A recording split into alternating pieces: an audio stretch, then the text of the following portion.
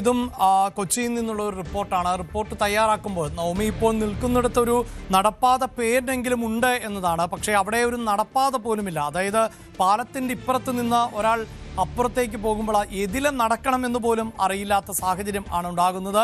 അവിടെ വാഹനങ്ങൾക്ക് സാധാരണ നിലയിൽ നമുക്കറിയാം റോഡിലൊക്കെ വാഹനങ്ങൾക്ക് എത്രത്തോളം സൈഡ് ചേർക്കാം, അതിനൊരു അതിർത്തി ലൈനൊക്കെ കാണാറുണ്ട്. എങ്കിൽ അങ്ങനെയൊന്നുമില്ല. അപ്പോൾ അപകടത്തിൽപ്പെട്ടാൽ അതിനാര് സമാധാനം പറയും? അല്ലെങ്കിൽ ഈ വാർത്ത റിപ്പോർട്ട് ചെയ്യുമ്പോൾ നമ്മുടെ പ്രതിനിധി ആജ്ഞയാണ് ആ വാർത്ത റിപ്പോർട്ട് ചെയ്യുന്നത്. അവിടെ റിപ്പോർട്ട് ചെയ്തുകൊണ്ടിരിക്കുമ്പോൾ തന്നെ പിന്നിലൂടെ വരുന്ന വാഹനങ്ങളൊക്കെ ഭയപ്പെടുത്തുന്ന തരത്തിലാണ്. അപ്പോൾ ഒരു യാത്ര ചെയ്യുന്ന ഒരാൾക്ക് എങ്ങനെ അതിനെ നടക്കാൻ പറ്റും എന്നുള്ളതാണ്. ഇങ്ങനെയൊക്കെ ഭയം സഹിച്ച് ഈ ഉള്ളതുകൊണ്ട് അങ്ങ് അഡ്ജസ്റ്റ് ചെയ്തുകൊള്ളണം എന്ന നിലയിലാണോ ഇപ്പോഴത്തെ ഒരു സാഹചര്യം?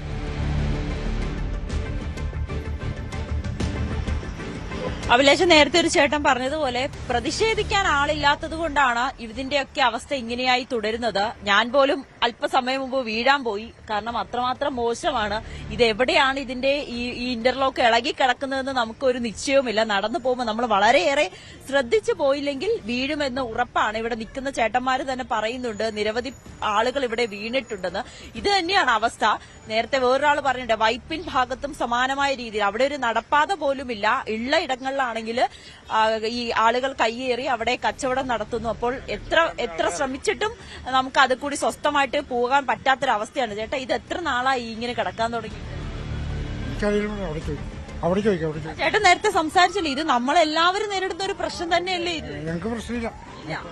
ഇത്ര ഈ പൊട്ടിപ്പൊളിഞ്ഞ് നടപ്പാതെ ഉണ്ടായാലും പ്രശ്നമില്ല എന്ന് പറയുന്ന ഒരു ചേട്ടനെ കൂടി നമ്മൾ കണ്ടു. എന്തായാലും അവർക്ക് ഇവിടെ കച്ചവടം നടത്തുന്നവരാണ്, അവർക്ക് ഒരു ബുദ്ധിമുട്ടുണ്ടാവും അതിനെക്കുറിച്ച് പറയാൻ. എന്തായാലും ഇത് തന്നെയാണ് അഭിലാഷ് അവസ്ഥ. ഇതുപോലെ നിരവധി ഇടങ്ങൾ കൊച്ചി നഗരത്തിൽ തന്നെ നിരവധി ഇടങ്ങളിലാണ് വഴിയോര നമ്മൾ കാൽനട യാത്രക്കാർക്ക് പോകേണ്ട വഴികളെല്ലാം ഇങ്ങനെ പൊട്ടിപ്പൊളിഞ്ഞ് കിടക്കുകയും അതോടൊപ്പം തന്നെ കാൽനട യാത്രക്കാർക്കും യാത്ര ചെയ്യാൻ പോലും ഇടവില്ലാത്ത മറ്റ് സ്ഥലങ്ങളുമുണ്ട്.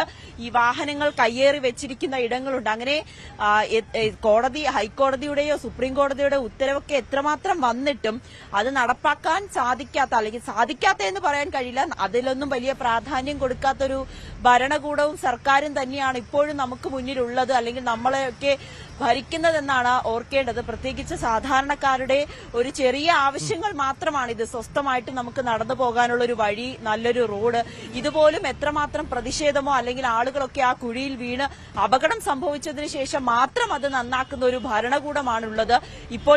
ഞാനിപ്പോൾ നിൽക്കുന്നത് മറൈൻ ഡ്രൈവിലാണ്.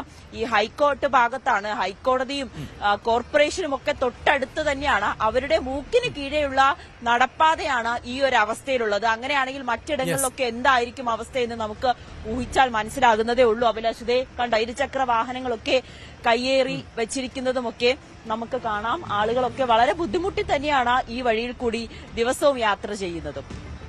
യെസ്, തീർച്ചയായും അവിടെ മറൈൻ ഡ്രൈവിന് സമീപമാണ് നവമി എന്ന് പറയുമ്പോൾ സൂചിപ്പിക്കാനുള്ളത് ഹൈക്കോടതി തന്നെ ഈ മറൈൻ ഡ്രൈവിലെ വോക്ക് വേയിൽ കിയോസ്കുകൾ സ്ഥാപിക്കുന്നതുമായി ബന്ധപ്പെട്ട് കോടതിയുടെ ഭാഗത്ത് നിന്നുണ്ടായ ചില നിരീക്ഷണങ്ങൾ കൂടി ഉണ്ടായിരുന്നു. അവിടെ കിയോസ്കുകൾ സ്ഥാപിക്കാൻ സാധിക്കില്ല, കാരണം അത് കാൽനട യാത്രക്കാർ സഞ്ചരിക്കുന്ന ഇടമാണ്. അവരുടെ അവകാശത്തെ കടന്നു കയറിക്കൊണ്ടല്ല കിയോസ്കുകൾ സ്ഥാപിക്കേണ്ടത് എന്ന് കോടതി തന്നെ പറഞ്ഞൊരു പശ്ചാത്തലം കൂടി ഒന്ന് ഓർമ്മിപ്പിക്കുകയാണ്. ഇതാണ് കൊച്ചിയിൽ നിന്നുള്ള സാഹചര്യം.